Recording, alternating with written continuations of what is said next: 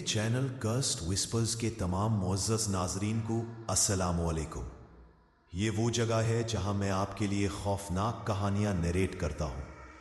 आज एक बार फिर मैं आप लोगों के लिए बहुत ही सनसनीखेज और खौफजदा कर देने वाली कहानियां लाया हूं, जिन्हें सुनकर आप ज़रूर लुत्फ़अंदोज़ होंगे।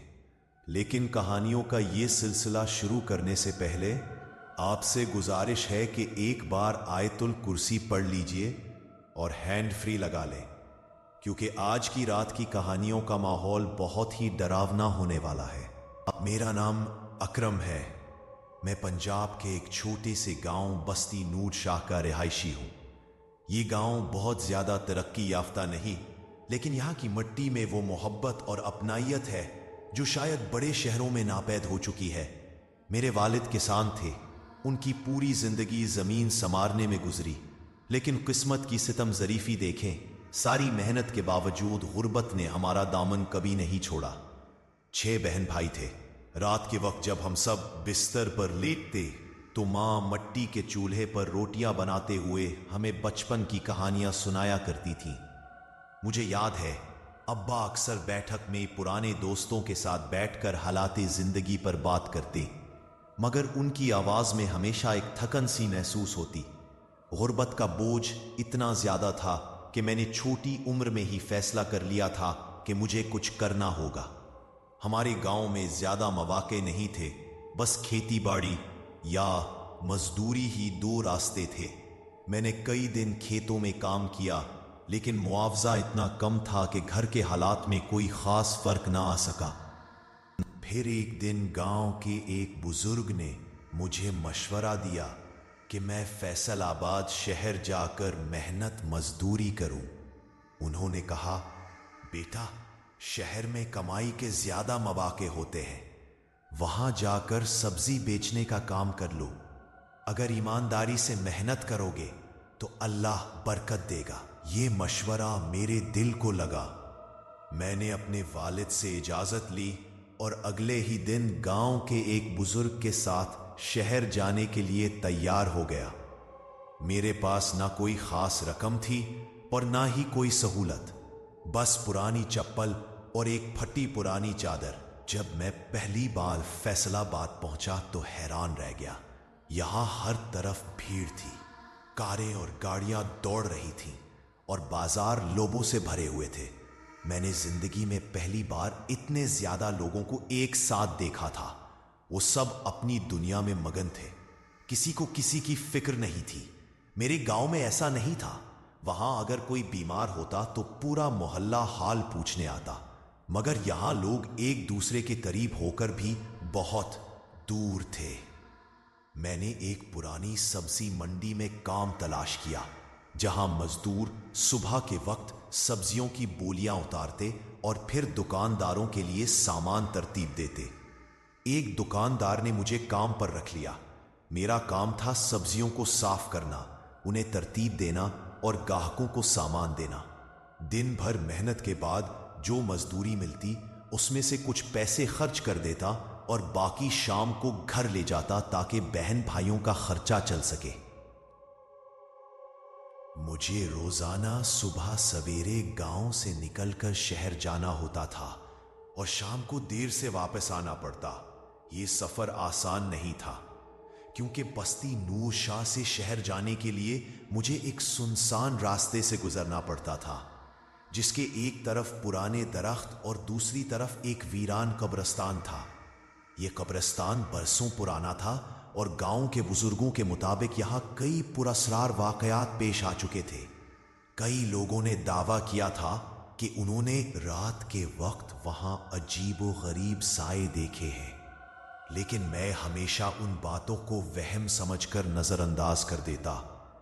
गांव के कुछ लोगों ने मुझे तंबीह की थी कि मैं रात को कब्रिस्तान के करीब से ना गुजरूं, मगर मेरे पास और कोई रास्ता नहीं था। अगर मैं कोई दूसरा रास्ता इख्तियार करता तो घर पहुंचने में बहुत देर हो जाती। इसलिए मैं उसी रास्ते से सफर करता रहा और हर रात अपने दिल को समझाता कि ये सब किस्से कहानियां हैं, हकीकत में ऐसा कुछ नहीं होता। लेकिन मुझे क्या मालूम था कि एक दिन यही कब्रिस्तान मेरे साथ ऐसा वाकया करने वाला था जो मेरी जिंदगी का सबसे खौफनाक तजर्बा बन जाएगा। शहर में सब्जी बेचने का काम शुरू किए मुझे चंद महीने हो चुके थे। हर दिन तकरीबन एक जैसा ही होता। सवेरे में बेदार होता, हाथ मंद होता, माँ के हाथ की बनी रोटी और लस्सी से नाश्ता करता और फिर जल्दी से निकल जाता ताकि शहर पहुंचकर मंडी में काम कर सकूं। सब्जियों का कारोबार आसान नहीं था, खास तौर पर मेरे जैसे शख्स के लिए जो नए माहौल में अपना मकाम बनाने की कोशिश कर रहा था। गांव के रास्ते कच्चे थे।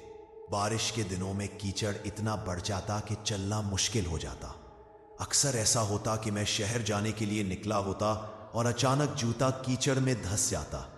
ऐसे में मुझे जूता निकालने के लिए काफी मेहनत करना पड़ती और बाज औकात में नंगे पांव ही चलना पड़ता।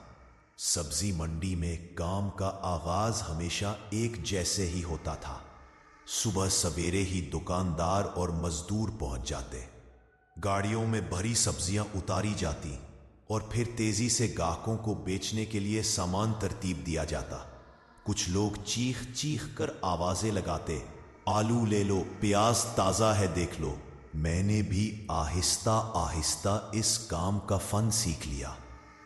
एक दिन एक औरत आई और बोली, वो गुस्से से बोली, इतने महंगे क्यों? मैंने मुस्कुराकर कहा, बाजी अगर आप चाहे तो कम दे देता हूं, लेकिन यकीन करें मुझे भी बमुश्किल 2 वक्त की रोटी नसीब होती रहे। वो औरत शायद मेरी बात समझ गई और हल्की मुस्कुराहट के साथ बोली, चलो दे दो, पर अच्छे वाले निकालना। दिन भर मेहनत के बाद शाम को घर वापस जाना सबसे मुश्किल मरहला होता था। अक्सर सूरज ढलते ही मैं अपनी सब्जी का ठेला खाली कर देता और वापसी के सफर की तैयारी करता। शहर की रौनक रात के वक्त भी कम ना होती, लेकिन जैसे जैसे मैं अपने गांव बस्ती नूर शाह के करीब पहुंचता, रास्ते वीरान होने लगते। मेरा रास्ता हमेशा इस सुनसान कब्रिस्तान के करीब से गुजरता था। कब्रिस्तान के आसपास ऊंचे दरख्त थे जो रात के वक्त और ज्यादा पुरअसरार लगते। लेकिन कुछ दिनों से एक अजीब बात होने लगी थी।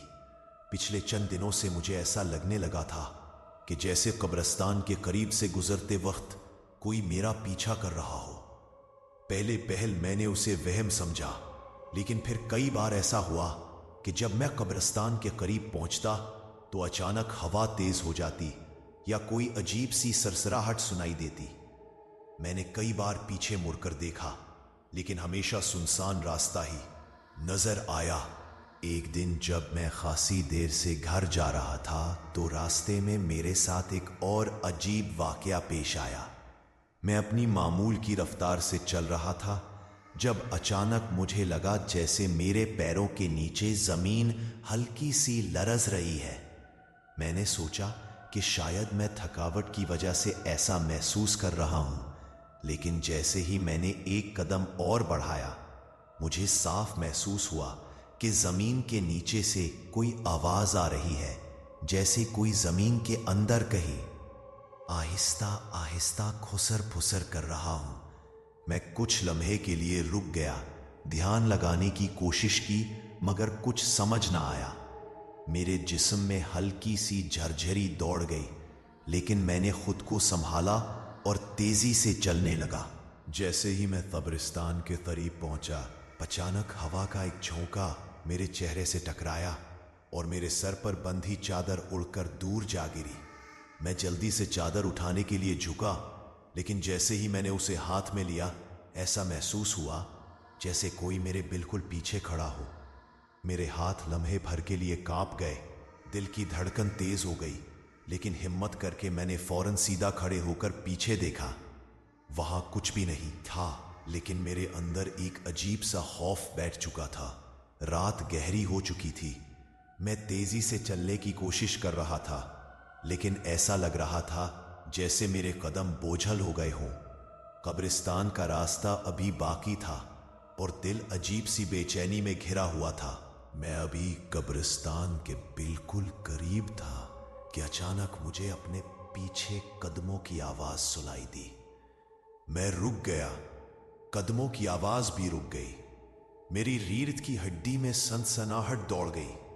मैंने आहिस्ता आहिस्ता पीछे मुड़कर देखा, मगर वहां कुछ नहीं था, सिर्फ वीरान रास्ता और झाड़ियों की स्याह परछाइयां। मैंने चलना शुरू किया, लेकिन जैसे ही 2 कदम आगे बढ़ाए, वही आवाज फिर से सुनाई दी। इस बार यह आवाज मजीद करीब लग रही थी, जैसे कोई मेरे बिल्कुल पीछे चल रहा हो। मैंने फौरन तेजी से कदम बढ़ाने शुरू कर दिए, मगर वो आवाज भी इतनी ही तेज हो गई। मैंने एक बार फिर पीछे मुड़कर देखा, मगर वहां अब भी कुछ नजर नहीं आया। लेकिन इस बार एक अजीब सी बात हुई। जैसे ही मैंने पीछे देखा, कब्रिस्तान के अंदर किसी चीज की मध्यम सी हरकत मैंने महसूस की। मैंने गौर किया तो लगा जैसे कोई सफेद साया कब्रों के दरमियान हल्के हल्के हरकत कर रहा हो। एक लंबी धुंधली सी शक्ल, जैसे कोई सफेद लिबास में लिपटा वजूद कब्रों के दरमियान आहिस्ता आहिस्ता। मेरी सांसें रुकने लगी, दिल बुरी तरह धड़कने लगा। अगले ही लम्हे वो साया आहिस्ता आहिस्ता मेरी तरफ बढ़ने लगा। अपने पैरों पर जोर दिया और जितना तेज हो सकता था दौड़ने लगा। दिल दिमाग सब सुन हो चुके थे, बस एक ही धुन थी, यहां से जितना जल्दी मुमकिन हो निकल जाऊं। जैसे ही कब्रिस्तान का इहाता पीछे छूटा, वो कदमों की आवाज भी अचानक रुक गई। मैं दौड़ते दौड़ते घर के दरवाजे तक पहुंचा, हाँफता हुआ अंदर दाखिल हुआ और दरवाजा जोर से बंद कर दिया। मां मेरी हालत देखकर घबरा गई, मगर मैं कुछ कह ना सका, बस जमीन पर बैठकर कांपने लगा। वो क्या था? क्या मैं किसी आसेम के नरगे में आ गया था, या ये सब मेरा वहम था? लेकिन जो कुछ भी था, एक बात तय थी, ये रात मेरे लिए एक खौफनाक तजुर्बा बन गई। ये कहानी यहीं खत्म होती है, लेकिन वो रात, वो खौफ शायद हमेशा मेरे जहन में ताजा रहेगा। मैं नहीं जानता वो क्या था, कोई साया, कोई वहम, या वाकई कोई ऐसी चीज जो उस कब्रिस्तान में बसेरा किए हुए थी। लेकिन एक बात यकीनी है, उस रात के बाद मैं कभी भी उस रास्ते से पहले जैसा नहीं गुजर सका। कुछ खौफ हमेशा के लिए दिल में घर कर लेते हैं, और कुछ साए कभी पीछा नहीं छोड़ते।